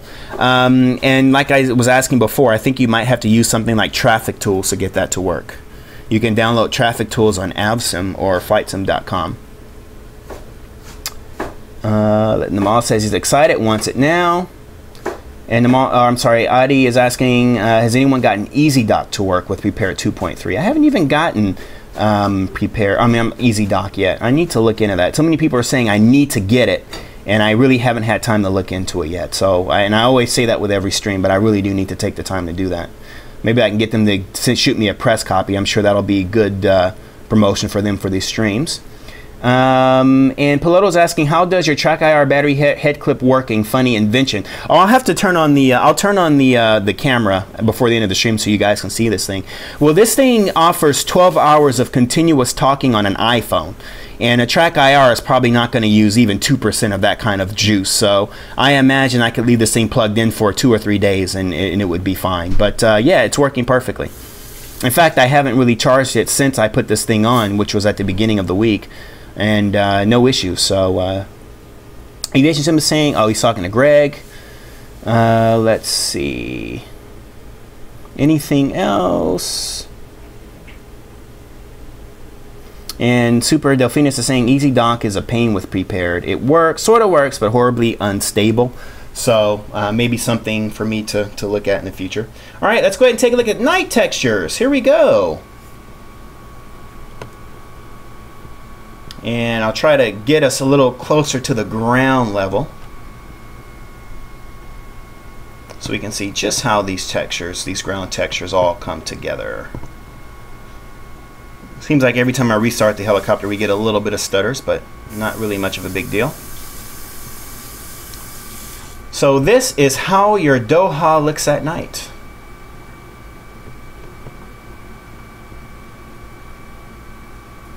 Which actually seems quite bright, which is good. I know for a lot of airports, night lighting can be a little too dark. Flightbeam seems to have a really good knack at getting night lighting, as well as Flytampa. I think Taxi2gate has nailed the night lighting down quite well here.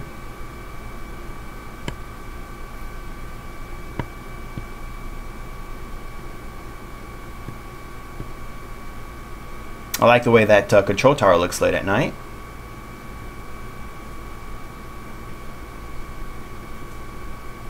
And how about those city buildings? Oh, that looks lovely.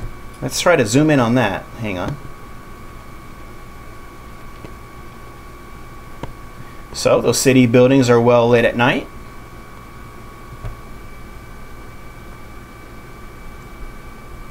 And also it looks like the Autogen, the city as well, has some nice night lighting to them.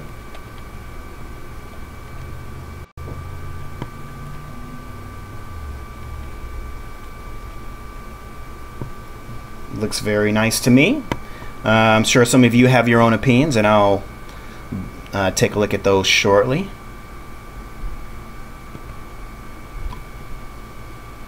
And of course, I'm sure you want to see the runway lighting. There was questions about taxiway lighting, so it looks like the taxiway lights are lined up to the center lines, based on what I see here. Looks like they're lined up just fine. There was a comment earlier that it looked like the taxiway lights were off center, and I did respond by saying that In the real world, sometimes the taxiway lights are off-center. They're not exactly on the center line. Pilots, of course, know this. But no, everything looks just fine here.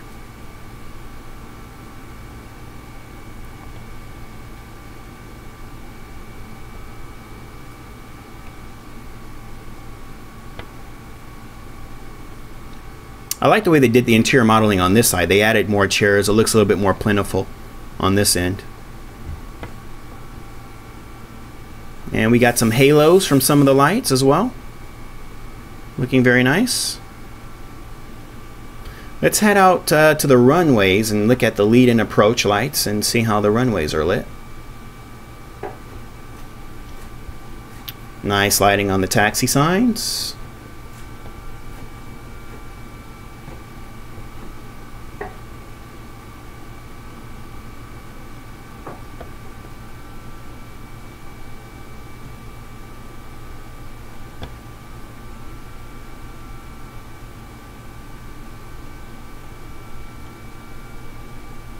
Just making our way out to the outer edge of the coverage area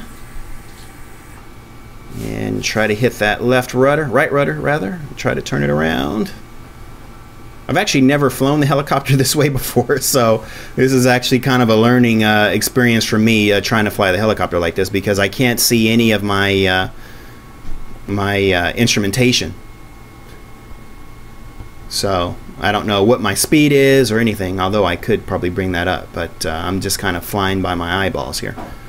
So here's your approach lights.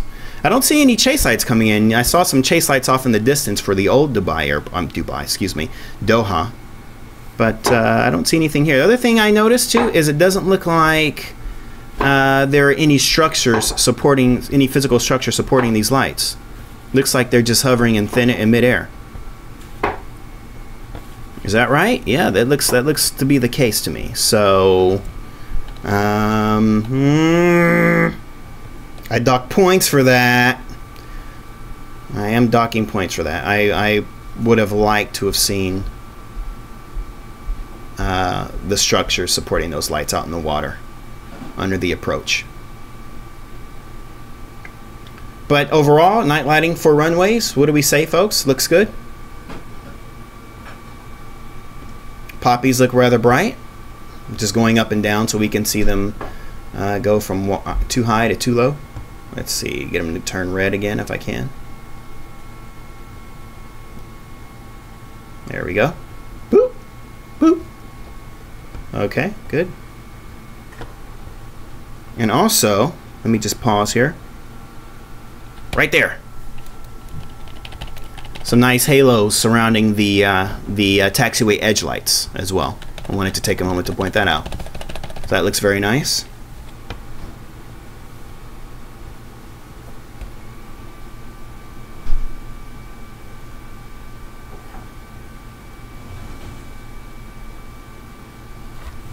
Okay, so this is overall the night lighting.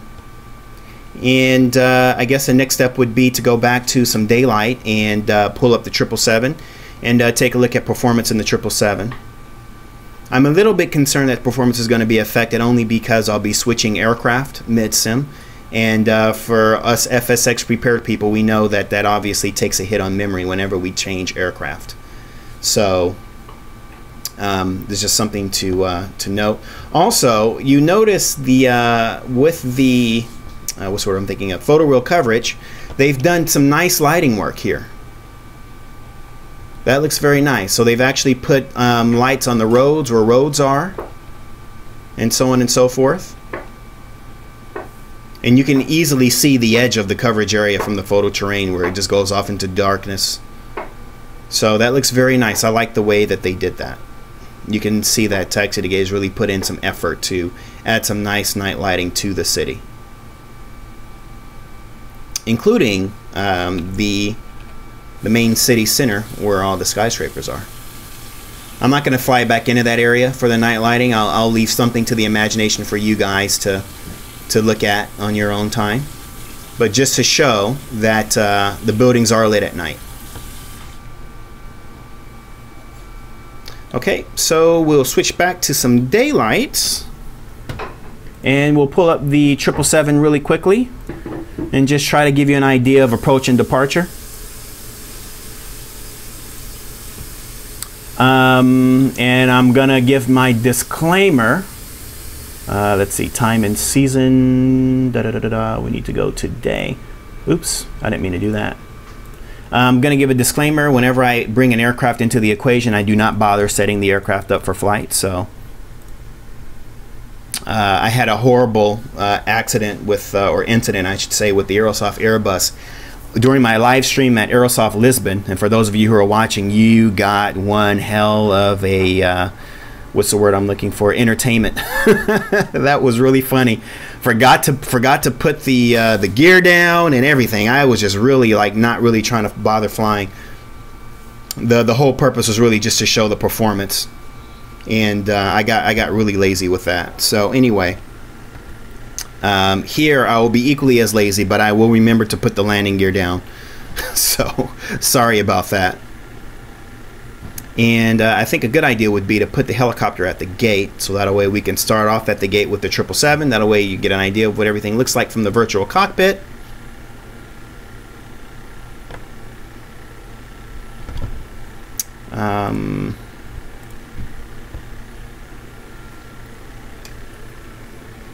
And as we switch aircraft, I'll take a moment to look at your comments.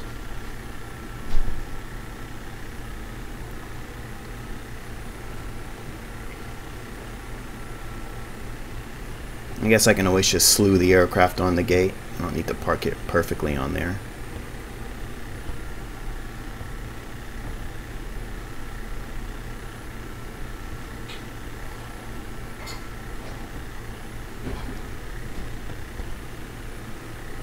All right. And then we shall switch to the 777. Again, I'm using the Captain Sim 777. And I know before I start seeing comments, ew, throw up, blah, blah, blah, blah, blah. For us who have decided to make the change to prepared, I find that it's a very good aircraft to have in the collection, especially when PMDG seems to be taking forever. All right, so let's go ahead and change to the 777. And while I do that, I will really quickly fire up my camera so you can see my my Borg drone helmet, which I think a couple of you guys are asking about.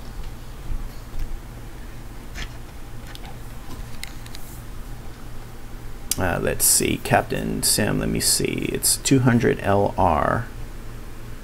Let's see, where is it? I think this is Emirates. I want to try to find an Emirates plane for you. There it is. And we're just waiting for that to load up. There it is. I think you guys can see that okay. And I'm just going to turn on my video capture device.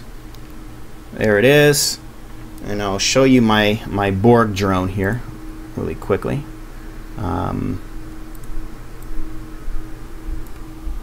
Here we go. So this, if you can see that, this is TrackIR wireless. And basically all you have to do is just get one of these battery packs, plug it straight in, just wire the whole thing around, and boom, it works. So there's no more having to worry about cords running to the computer, and I'm no longer tethered to my computer anymore. So it's just very easy. It looks funny, it looks stupid. I don't use headsets because I have a nice sound system, and the headsets get really hot, especially in the summer. So I don't use headsets. So I actually just use a typical woman's headband that they use for their hair. Get it from the from the drugstore, and then you just hook everything right on top of it, put it on the head, and that's it. So, and someone was asking about the battery power. The battery in this thing, if I can angle it here somehow. Everything here is backwards. So I go right, it goes left, and I can hit this little button. If I can figure out how to angle this thing, here we go. And oh, that's the wrong hand. I can hit this little button, and it tells me how much power I have left. So this thing has been plugged in pretty much for 3 days, and I still have three dots. So it's still pretty much full power on that thing. So that's how you get wireless TrackIR. So for those of you who are using TrackIR and looking for sort of a new way to have it not be tethered to the computer, that's one way to do it. So anyway, we'll get rid of my mugshot, and we'll get back to our 777, which again is Captain Sim. And then I'll also take this time now to look at any comments as we start to get close to wrapping up the stream here. Let's go back to full screen. If you look at the benchmark in the upper left-hand corner, as you can see, we're bouncing. The frame rates still look pretty good. Wrapping up the stream. Oops. Frame rate's still looking pretty good, 40s and 50s. Let's switch over into the virtual cockpit and wait for that to load. Again, this might affect my performance a little bit because I've basically switched aircraft midstream. No, I've run out of memory. I think I just ran out of memory. Hang on. I think I did. Give me 1 second. I heard something go, dong. I don't see an out of memory message though. Okay, well, we'll just keep going until it crashes, but oh yeah, I'm out of memory. All the textures didn't load. All right, we're gonna have to restart the simulator really quickly then. My apologies, folks. It looks like we're gonna have to restart the sim. Okay. Well, we ran out of memory there switching aircraft, and that can happen. My apologies. So we're gonna close that out, and let's see, bring up the task manager and just try to close it quickly. I think it's gone now, and we'll just bring prepared right back. Again, sorry about that. My desktop's a little more cluttered than usual. I'm busy working on putting together some videos for the stream. While we wait for that, I'll take a look at any questions that you guys might have. Let's see. Just moving up here.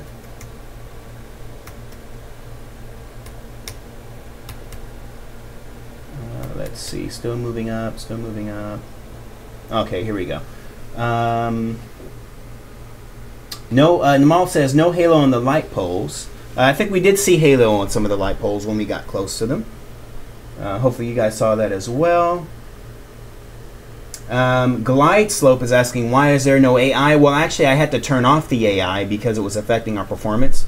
But also, I think you have to keep in mind this is a new airport, so your current AI what's it called, schedules may not have your planes flying into new airports. So if you have an AI program that updates the schedules, then you should start seeing some AI, I think, at the new airport. I believe it's open already, so that's something you want to look at on your end. That question's from Glide Slope. Let's see. And Jar Kinsey, sorry, I'm butchering your name here, says interesting news article on the cost of Middle East carriers based by sand and dust. So okay, we're gonna trust that that's a good link. Piloto says what a nice arrive late at night. I thought the night lighting looked quite good. Okay, give me a second here. Let me just get back to your comments. Let me pull our Emirates 777 back up again. Let's see what else we have here.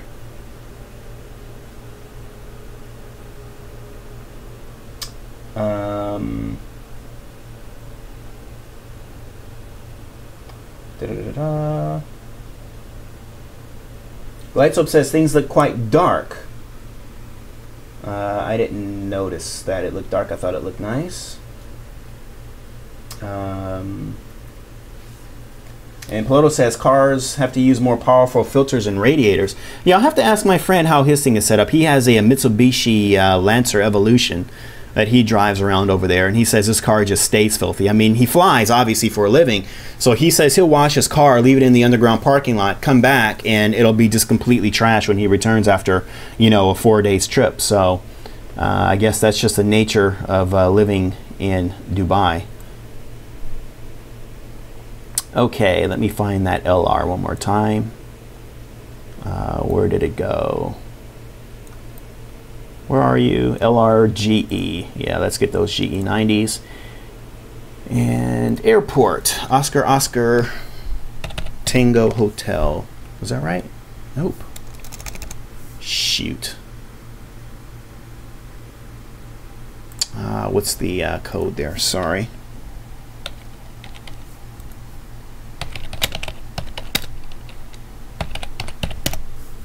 Thought it was, oh, Oscar Tango Bravo Delta. Excuse me. Is that the new one? No, Hamad. There it is. OTHH. There we go. I was like, I know I did something wrong. Okay, and let's go to a heavy gate. Hopefully at the terminal. Q gates, H gates.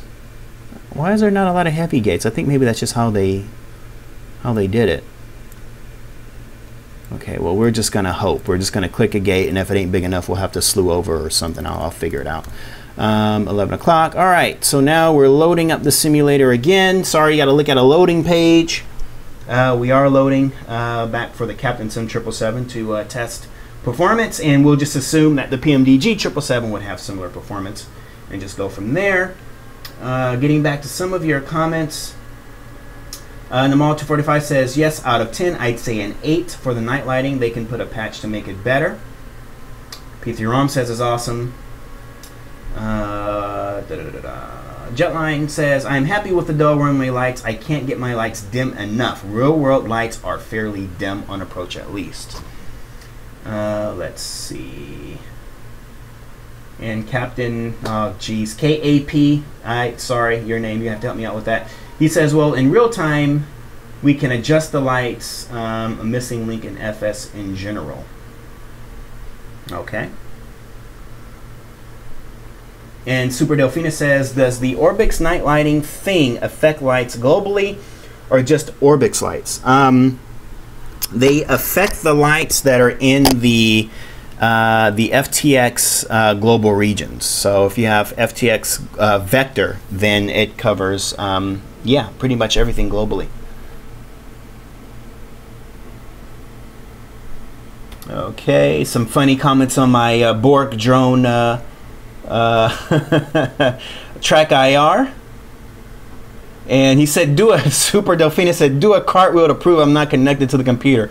Dude, I wish I could do a cartwheel. I'm too overweight for that. IFF Rosen says 7 of 9 tertiary of adjunct unit matrix 0. Oh man, I used to think she was so hot. I mean, oh my god, what's her name? Jerry Ryan. Oh my god, she was so hot. That was one Borg drone that I would have loved to have an evening with. Anyway, let's see. Aviation's asking if I used the tweaks you gave me. I did, and things got a little rough for me when I tried them, so I actually wound up taking them back off. So maybe I'll take some time and do it again, but yeah, things started to slow down a little bit for me. So 8-145, thank you for the iCal code. And okay, but just last one before we pull up the aircraft. Cap again says, well, I've been thinking about the Captain Sim 777, but also know how slow it was loading the textures in FSX and how it is in P3D. I'll know when shifting to the exterior to VC, which we're getting ready to do right now. So let's go ahead and go full screen. And I think we actually need to slew to a gate so we can see the gate view. Oh, you know what? Hang on. My all right. This is a funny thing with the Captain Sim 777. You'll notice the yokes. I don't have any. The crazy thing is I get these faults on the hydraulics, which I need to fix. Give me a second. I don't know if you PMDG guys have that same issue, but I've got to go up here.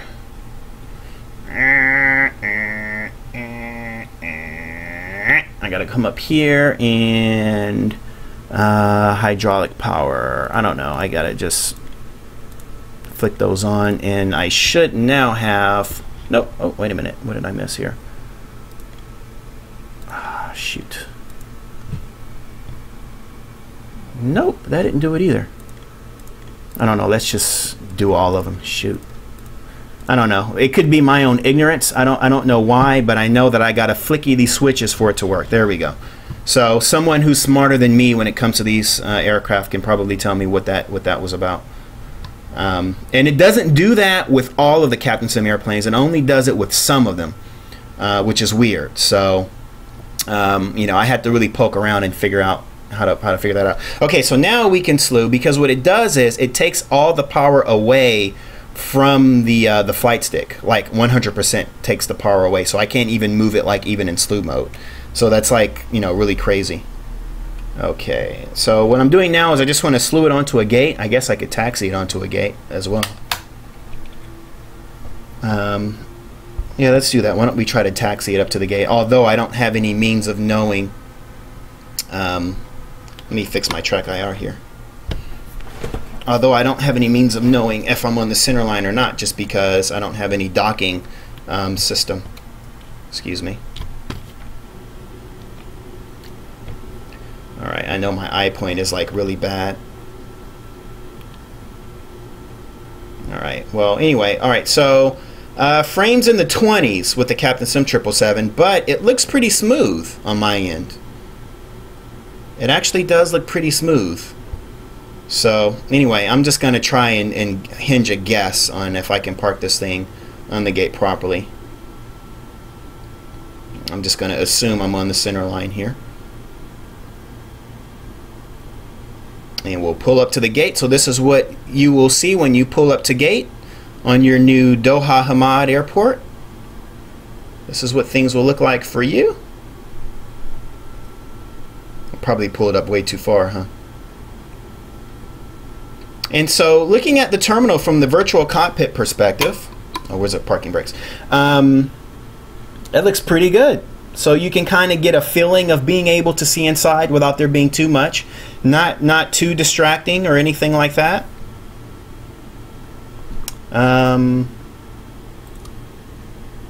What is the doggone thing here? Was it Oscar? Sorry, excuse me.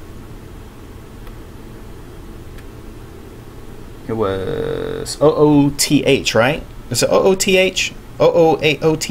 OOTH, right? I'm tripping here. I think it was OTHH, right? THH. Where is it? That's probably not right, huh? Oops. Ah, that goes there. Shoot. Yep, not in database. Son of a bitch. Excuse me. Sorry. Did I get that that right? Is it OTHH? I'm sorry, guys. I'm really tripping here. I don't know how I just forgot that real quick. Hang on. World. Go to airport. It's OTHH. Son of a gun. All right. Well, we know who needs an update, don't we? Me. I did do that right? OTHH. Damn, look at that. Oh, wow. Son of a gun. How the hell am I supposed to get out of here now? All right, well, anyway, we'll just leave that out for now. I thought I could just go ahead and start programming, but we're not going anywhere anyway. So anyway, this is what it looks like from the virtual cockpit perspective. And it looks pretty smooth. We'll switch to the outside. Looks pretty smooth. Frames jump into the 70s from the exterior almost. Well, jump to the 70s. Now we're between 39 and 40, 37 and 40. You can see how bad I was with my parking. Obviously, I need docking assistance. And the Jetline Systems rig seems to be handling things well. Of course, there's no AI traffic. Not that there would be if I turned it on. But it looks pretty smooth, just kind of panning around. I know for the stream it might get a little pixelated because that's just what the stream does. But it looks okay to me. So, performance-wise. Okay, let's get off the gate. We'll taxi over to the active. And let's see what it looks like just to try to take off and land. Let's see, Control P. I'll need to get my GSX worked out. Sooner or later, get that properly set up. And this is what it looks like pushing back from the gate. Sorry, let me just move my iPad point again. All right. So far, looking pretty smooth. Hopefully, you guys agree. And those sky textures, by the way, that's Rex for Texture Direct. I have to always make sure I give a plug out to those guys. They were very, very kind to send me a copy to test out, and I gotta tell you, it's remarkable. I have Rex, what's the one that I had before? Was the Rex Overdrive Essential plus Overdrive, and I thought that looked good, and so I was pretty biased initially in thinking, how could this be any better? You know, because I mean, I thought that was as good as it gets, and I got to tell you, with the Rex 4 Texture Direct, it gets significantly better, especially for the sky text. Those cloud textures are great, especially for the volumetric clouds, and the water textures as well. It all looks great. Okay, let's stop the pushback, and you know, I'm gonna just flinge it. Oh shoot, what did I do?